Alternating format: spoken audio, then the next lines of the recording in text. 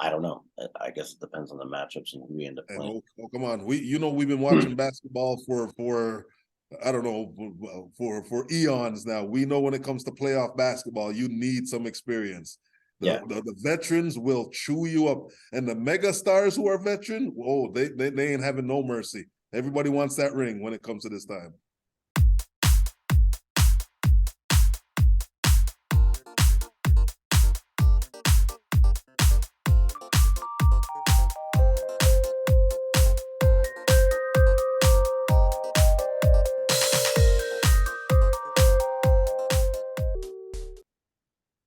Welcome, Toronto Raptor fans, to another episode of the Raptors in Black and White.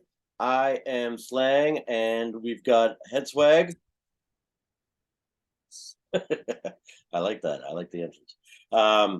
Head Swag back in the house. Obviously talking Raptors week in review and a little bit of foreshadowing or forecasting or whatever, looking ahead to what's coming up next.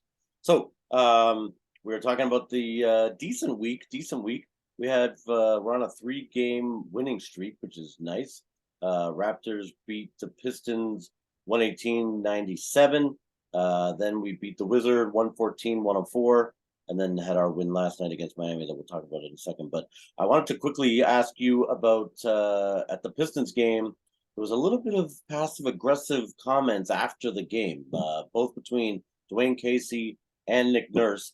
I got a question. What do you think of Nick Nurse's job so far this year, how he's been doing? Because I'm seeing more and more what's his future with the Raptors.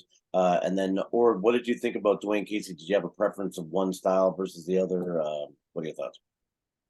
Dwayne Casey, I won't lie, he built the team from scratch, and he's more of a defensive coach. I know you know what I mean. He wants to lock in guys and buckle down guys this way, where Nurse is giving guys more, to me, more of a more freelance. He does have a system in place, but he gives them, how would I say it, more room on the leash. Put it that way. I believe with Nick Nurse, he's more offensive in that way too as well. I know Dwayne Casey definitely defense. Even when we was here in Toronto, it was a defensive thing. I was like, don't you see you need some offense? Like, I know defense stops a guy, but when you stop the guy, you need somebody to actually score a bucket for you. But you know what I mean? So that's the difference, I think, between the two. Yeah, you can't win a game nothing. You can't win a game nothing. And unfortunately, there's no ties in basketball.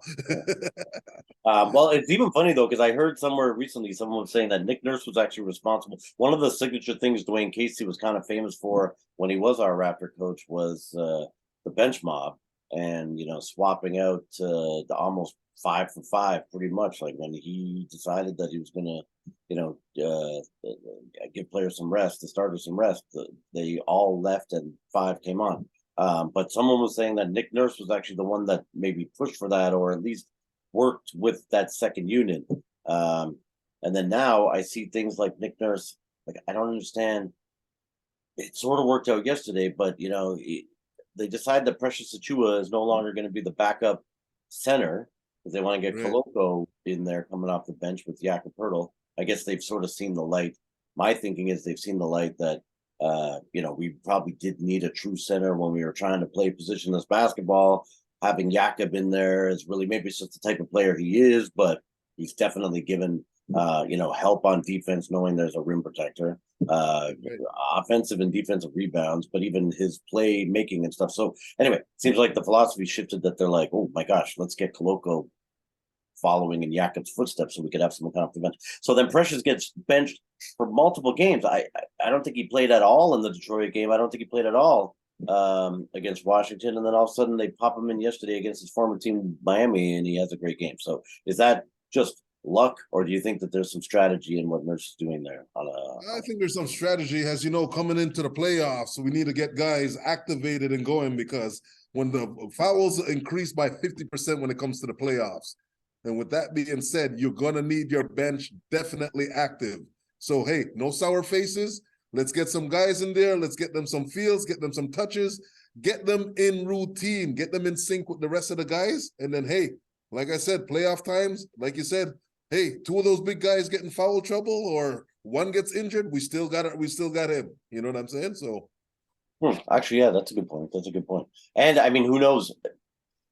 When playoffs come, they might throw what they've been doing out of the book out, and Koloko sits because of his sort of inexperience. I don't know. I guess it depends on the matchups and who we end up and playing. come on, we've been watching basketball for I don't know for eons now. We know when it comes to playoff basketball, you need some experience.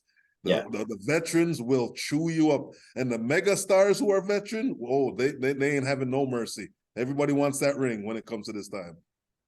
No, true. Well, and it's usually the guys with a little more experience that can ratchet it up a bit. Where I hope Koloko's trying his best all the time, trying to learn, trying to figure things out and get better, but he's not at the point that he's going to be able to go from, I don't know, say he's at 90%, 93%, and then ratchet that up to like a 98. Right, That's exactly. usually more of a veteran move. Yeah. Okay, so yeah, yesterday's game. I mean, I don't know. We could talk about the Wizard game.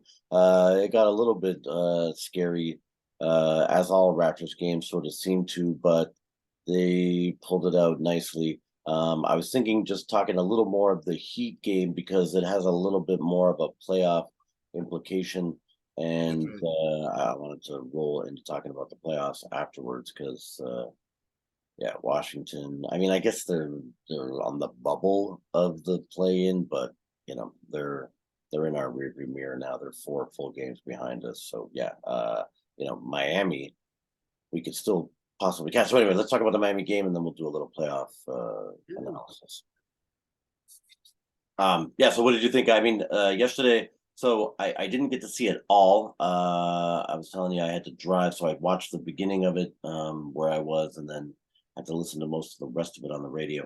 But at the end, I mean, we got up to like a 19-point lead, which was feeling great with like 5 minutes left, maybe even 4 something. Yeah, going down to the 4-minute circuit. That's right. Yeah, and then all of a sudden, with 3 minutes left, they got the lead down to 9, and maybe even it got as low as 7, but I think it was 9. Anyway, as driving in the car, I was getting worried that, oh man, are we gonna let this slip away? Because, but yeah, they pulled it out. So yeah, they pulled it out, and the Raptors, they like to take their foot off of the gas. That's been a problem with them, but this late little run here, what they've been on, they've learned to close out. What I've always said all season: why can't we close out games? How many games have we seen them play for 3 quarters and then gas off? You know what I mean? But now that we have some urgency, it looks like these guys are giving us that little extra 20% that we needed. Once again, if they gave that to us all season, I think we would be even 10 games more up right now, easily, yes, I do agree with that. Actually, I think there were a bunch of those games that we just like they slipped away in the last, even some of them, the last 50 seconds, and you're going, what?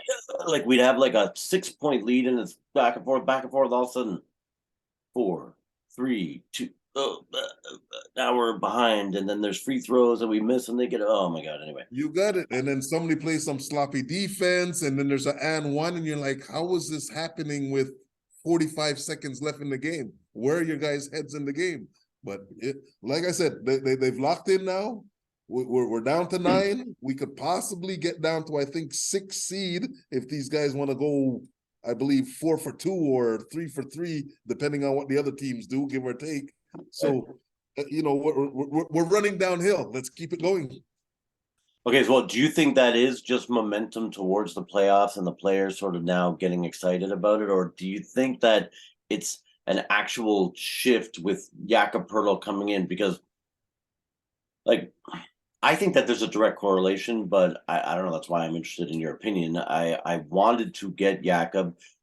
I think on here even we discussed that I would have liked maybe to have tried to get Fred VanVleet over to Chicago and get a Zach LaVine, or even something crazier like somehow pried DeMar DeRozan out of there with some picks or some other future stuff. Something, yeah.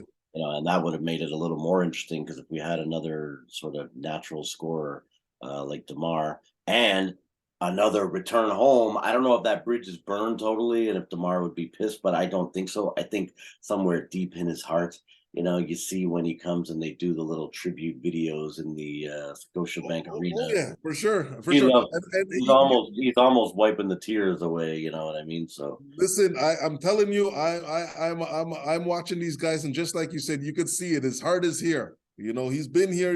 He developed to a climax here, but he needed to go spread his wings. He spread his wings. He got dirty. He got great. Now, if he could return now and just get a ring, or even return now and kick some ass in the playoffs, because have a couple choke games. So I think he would want some redemption. You know what I mean? yeah, I think if we got him, and it was at the expense of a Van Vliet going that way, and I think that's only because he's from Rockford, and so Chicago could sell it to their fans that they've got a local guy and blah blah blah. That's Uh, right.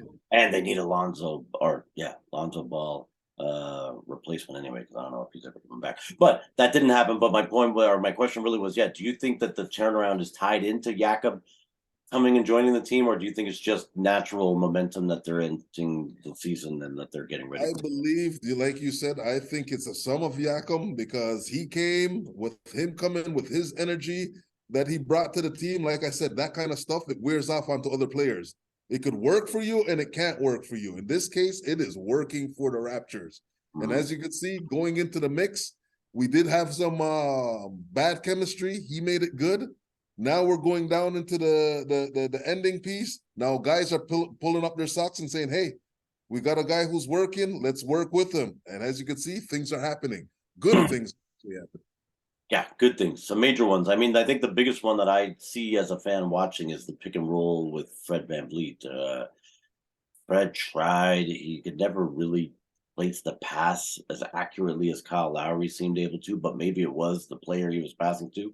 And it seems like with Jakob and Fred Van Vliet, they really seem to have a rhythm going with, just whether he picks and pops or if he rolls to the basket, like and it's a three-way combo, because even when they give it to Spicy, if Spicy draws that double team, he's popping it off them. And those two, like you said, they have that friend chemistry, and you could see it on the court. And it's goddamn great. I'm loving it.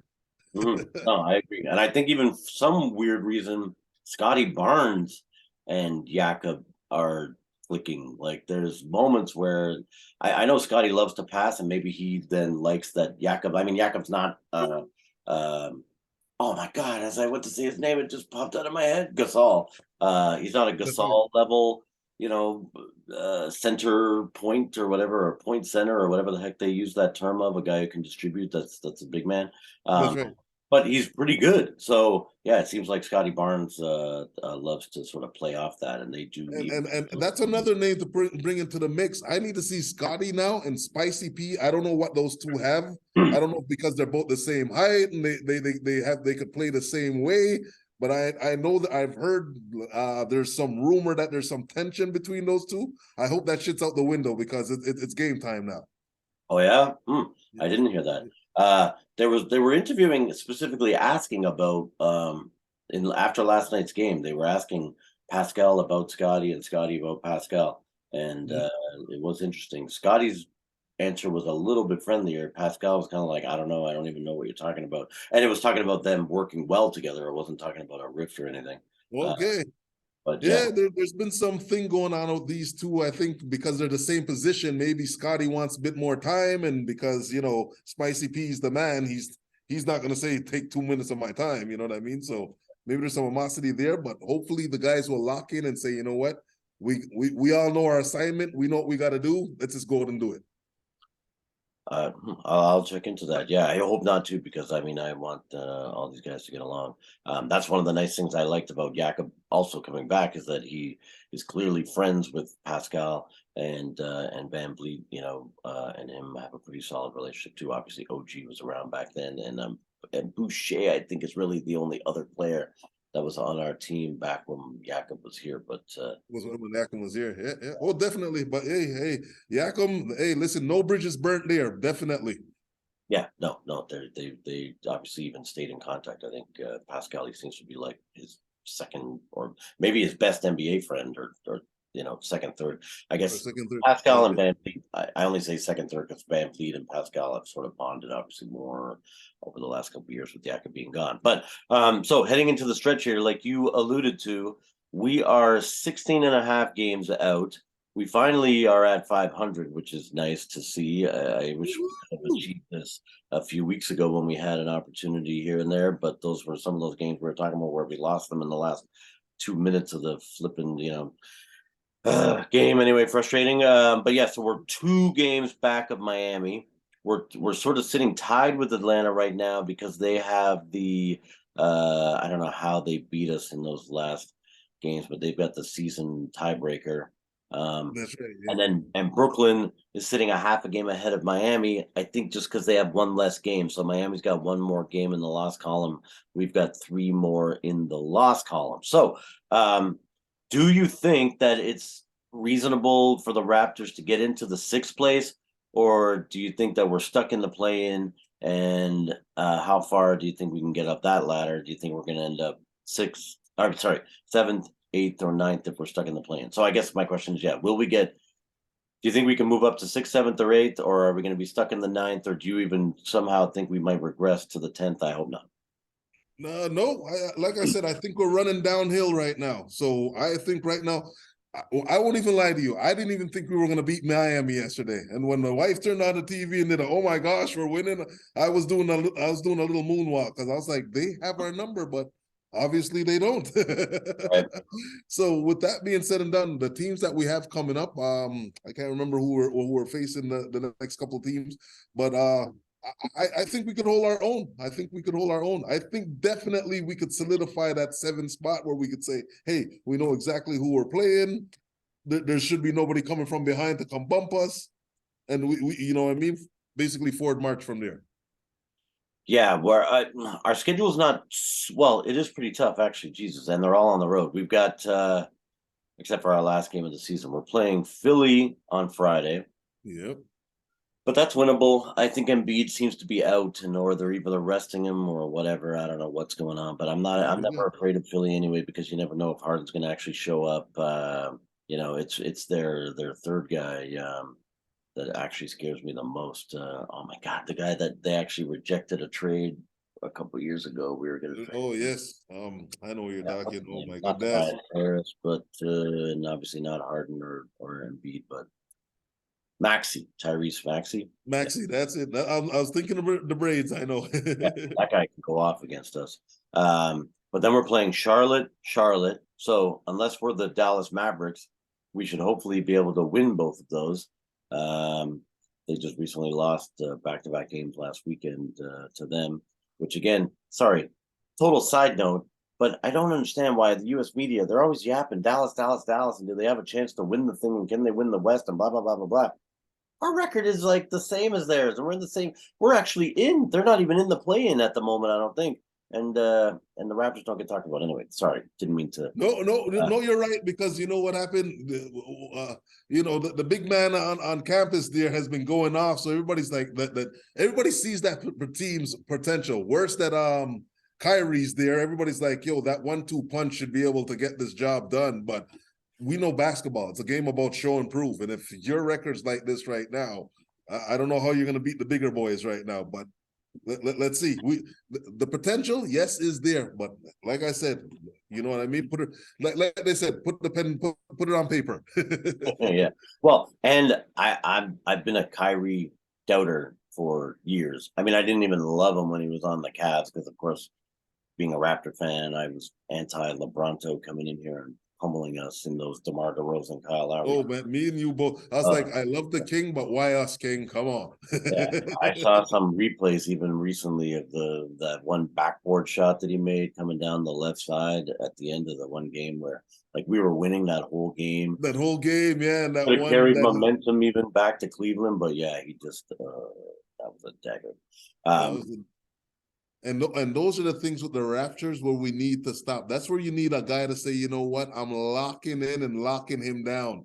That's what we need if we're going to get that 1-2 punch to go to the next level. I know. Well, we had other problems in that one game because I think that was the one where Jonas Valanciunas at one point they had like 4 or 5 opportunities in a row at the rim getting the rebound and they just kept missing. And I was like, oh my God, it's slipping away this game. But anyway, my point wasn't to go talk about that. It was to say that Kyrie Irving, since he left, I sort of I didn't immediately think when he went to the Celtics that that would blow up like that, but quickly when he was gone and they did well, I thought, oh my gosh, this guy's actually a problem in the locker. His whole ego, sucks the life out of the room, and nobody wants to play with him. And then he bailed out of there.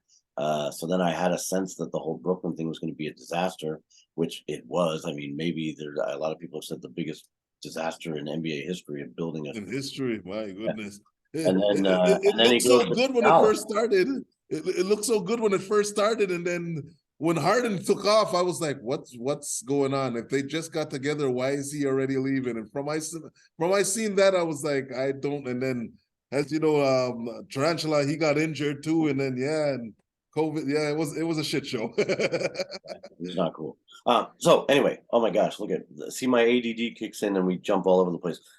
My point was that Dallas lost to Charlotte back to back, so hopefully we won't. But then we play Boston back to back in Boston. I mean, Yeah, I hope those games, I don't, it's going to depend. If they are seeded and set in their seeding, which I think they are all kind of stuck. they are. They're setting. So they should be resting a couple guys. Put it this way: I I was think we hoping. should take one of those. I think we should take one of those.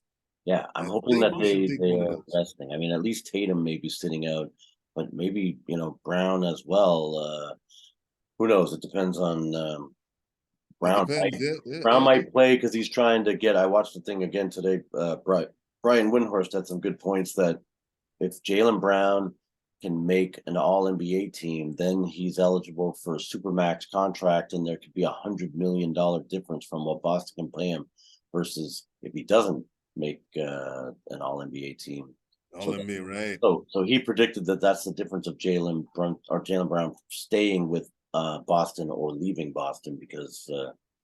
And I thought it was really interesting because I mean, obviously, he's not thrilled that his name keeps coming up every single time there's a trade opportunity. Opportunity. Yeah, yeah. Brown put out there, so they're like, "Oh, what you like Tatum better than me, and you're looking for another dynamic duo to play with Tatum, and you're dangling me out there." So anyway, his thinking was, yeah, if he doesn't make the All NBA, he's bouncing, or he's going to decline his option and test free agency and see what happens. Well, I was just about to say, and if he does that, people are gonna throw stupid money at him. So why wouldn't he?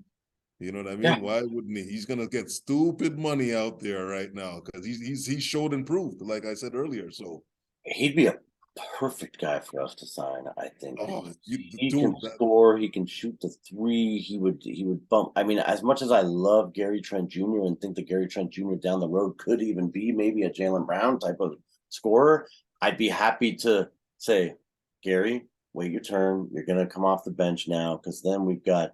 Well, what I actually ultimately would do is I'd not sign Fred Van Vliet.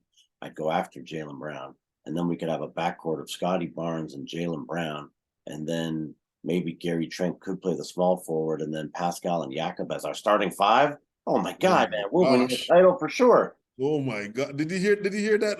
And like you said, we got a solidified domina like in Brown that we know that could put up bucks.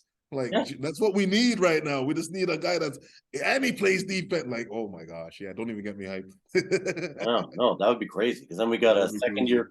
Our backup would be Koloko, I guess Precious, Precious, yep. Boucher. And then I guess this is where we do sort of fall off, though.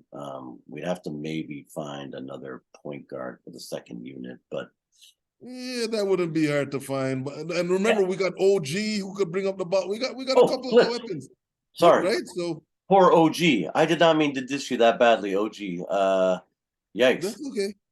Sorry. So then, actually, you know what? That's even better though. Then our starting, I'm going to change what I just said because yeah, Gary then maybe still will come off the bench. You got Scotty and Brown.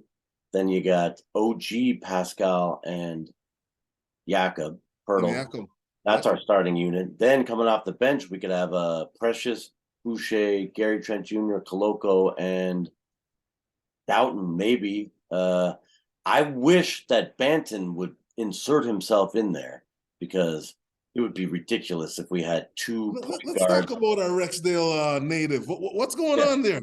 He was I don't going know. on good. He was getting good play, and now he's just obsolete. Yeah, he's DNP every game, coach's decision, and he's sitting there in street clothes. He's not even like wearing the Raptors jersey, which pisses me off because I was born in Etobicoke. You know what I mean? I'm like, yeah, Yeah, yeah, I yeah. my mom graduated from North Albion Collegiate, Naki, right there on at Okay. I guess that's at like Albion and Kipling. And Uh, Kipling, you got it. Yeah. yeah. So anyway, that yes, I really watch that guy, and he's fast, and but he makes bonehead plays. Unfortunately, sometimes I get, and he's still learning. But man, I wish he would insert himself. He started to develop a three. It looked like a little bit when he was You playing got G it. League. His dribbling And looked like it picked up, like everything is improving on him. But then all of a sudden, like you said, he says, "When I don't know what happened. I don't know." no, I know that would be great if okay. So anyway, where do we end up? Where do you think we're gonna end up in the playoffs by the end of the year for the start of the playoffs? Like I said, I'm looking for us to go to 7. I want us to go to 7. 7? We're at 9 right now. I think with the couple, like you said, with what we're going to be missing, 2 games of Charlotte, 2 games of Boston, and we got the 76ers. So we got some work to do. So I like I know. said, if we go 3-3, depending on where everybody else mixing mangles with, I think we should end up with the 7. I think we should end up with the 7. 3-3. Yeah, I'd like us to do a little more 4-2. I think we can beat. Okay, hold on. Actually, let me click over one more time here and see if I'm not crazy about what I just said about the schedule. 1, 2, 3, 4. Because Yeah, if Embiid is not playing, I think we could have yeah, 76ers on Friday. I agree. And then 2 against Charlotte. I think you're right about Boston. We take one of those because Tatum or Brown won't play. Probably Tatum. And then we Or play Smart. Smart likes. I know the Smart likes to sit out a lot too. good. Yeah. Well, he annoys me because he seems to also have good games against us. So That's uh, right. yeah. That's why I brought him up. Yeah, I would like to have him sitting, and then we play the Bucks on the last day of the season, and they're gonna rest, Giannis and heck, even Middleton and And Howard. Middleton, oh yeah, Like their easy right superstars are there. definitely going to be They sitting can, down, but they got yeah, some work to do. they can rest all three of them because they've clinched the East. So okay, well, you're saying 7, and oh, sorry, one other quick question. Then, do you think who ends up being 6? You think Miami takes that spot and Brooklyn falls right out of the picture, or maybe not out of the picture, but maybe Brooklyn falls to 8? You got it. That's exactly what I'm thinking. That's exactly what I'm thinking. The Miami's they're pretty fierce. Butler and the crew, they listen. They want some redemption too. Put it that way. They want some redemption too. I think they should have went a little further last year, but the guys are maturing. They're looking much more better. But let's see what happens. Yeah, well, and interesting enough, too, Kyle Lowry comes back from injury and he's coming off the bench. So, but anyway, not a bad guy to have coming off your bench when you head into the playoffs. So, all right, well, let's see what happens. We're going to watch these guys down the stretch, keep our fingers crossed.